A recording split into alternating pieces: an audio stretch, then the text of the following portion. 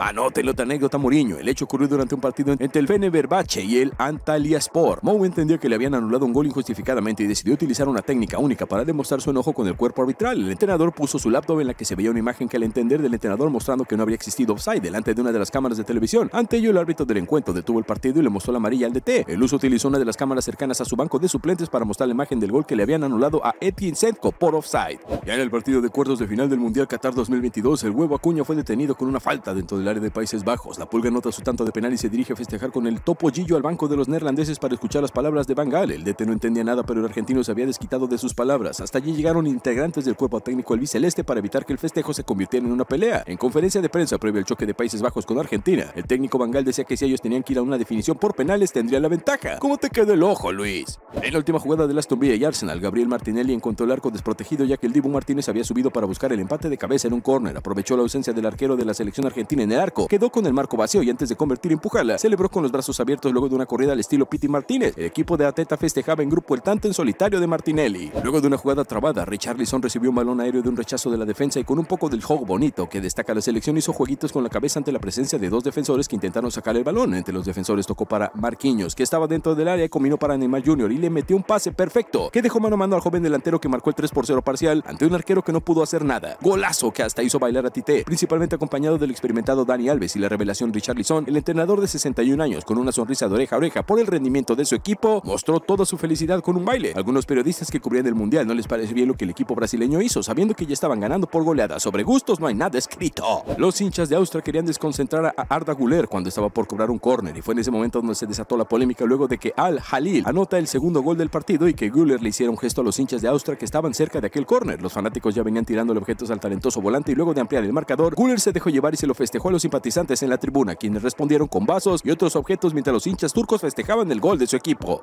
Oli Watkins, antiguo jugador del Brentford, celebró su gol para el Aston Villa enfrentando al público local. El destacado delantero de Aston Villa aseguró la victoria de su equipo a 5 minutos del final y expresó su alegría directamente frente a la afición de su ex club, donde anotó 49 goles en 143 partidos. Eso obviamente no le gustó a los rivales que fueron a sacarlo a la fuerza de ese lugar. A todo esto el DT decía en una nota periodística que por supuesto que estamos contentos con el resultado, pero no estoy contento con nuestro comportamiento. En los octavos de final de la Champions League, el Atlético de Madrid en condición de local se llevaba la victoria por 2-0 frente al equipo de la Juventus con festejos provocadores del Cholo Simeone y burlas de los hinchas colchoneros a CR7 que se retiraba fastidioso del encuentro ante las críticas. La situación no se detuvo ahí y Ronaldo les remarcó a los periodistas que solo él tiene más orejonas que el Atlético en toda su historia. Prácticamente los meó en la cara. En el estadio colchonero sus hinchas le decían a Ronaldo que era mejor que se vaya a dormir. Otro le decía que solo le restaba llorar porque después del 2-0 ni en Turín podrían revertir esa situación. Ya en tierras italianas el segundo juego nos tenía preparado el mejor desenlace posible. A los 26 minutos Bernardeschi envió un centro desde la izquierda y el portugués, una locomotora, superó a Juanfran y anotó el 1-0. No esperó Cristiano para volver a ponerse la capa de superhéroe. A los 2 minutos del segundo tiempo, parado como número 9, el delantero volvió a elevarse y cabeció el ángulo que fue convalidado por la tecnología. Para el tercer tanto, Cristiano anotó el penal con un remate cruzado. Simeone la pechaba nuevamente. El partido no dio más de sí y la Juventus eliminó al Atlético de su Champions, cuya final se iba a celebrar en el Wanda Metropolitano gracias a un Imperial Cristiano Ronaldo, su hat-trick, y así se lo dedicó a los hinchas del Atleti. Su familia lo celebraba, los hinchas tenían un nuevo héroe y a Cristiano había demostrado una vez más lo letal que es en la Champions League. Eso sí es gánster. ¿Cómo te quedó el ojo, Simeón? Erling Haaland se prepara a patear su penal en el Dortmund contra el Sevilla y todos esperan con nervios y bueno le gritó Quiricocho para darle mala suerte. El marroquí tapó el penal y también el rebote. No contento se lo gritó en la cara, pero el VAR llamó al árbitro y consideró que se habían adelantado, por lo que la historia tuvo segundo capítulo. En la repetición vemos que la decisión, por más polémica que fuera, es acertada. Bono se ve adelantado antes del remate de Haaland. El noruego eligió el mismo lugar, pero esta vez fue gol y le devolvió el Quiricocho, aunque luego Haaland declararía que ni sabe lo que significa. El goleador salió a festejar con ganas de su revancha consumada mientras jugadores del equipo español corrían a confrontarlo bastante molestos. La entrada de Ademola Lookman ha sido bastante imprudente y han tenido que detener al español para que no se elevara mucho la temperatura entre ambos futbolistas, pero Carvajal no perdió el tiempo para decirle lo que pensaba. Bernardo Silva pudo disfrutar de la consagración del Manchester City por penales frente al United, aunque eso no impidió que se la agarre con el autor del tanto rival Alejandro Garnacho. Vinicius Jr. no controló su velocidad y se llevó puesto al portero del Borussia. El DT y los compañeros amarillos solo querían que fuera expulsado, pero el referí lo perdonó y le mostró la amarilla a pesar de que Vini juraba que no hubo contacto. Incluso tras la amonestación seguía diciendo lo mismo a Sabitzer.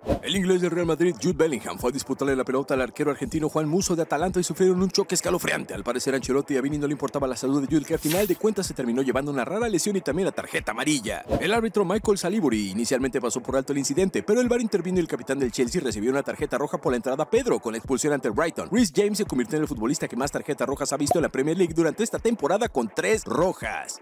La estrella del Tottenham, Heung-min Son, fue expulsado por el VAR por patear al defensa del Chelsea, Antonio Rüdiger. El árbitro Anthony Taylor mostró la tarjeta roja a Heung-min Son después de que el VAR dictaminara que había había pateado a Antonio Rüdiger, nada para reprochar. Pero tú no eres irrespetuoso, sí, pero no te vas a ir sin dejarme tu comentario. Hazlo y quédate viendo estas faltas sucias del fútbol.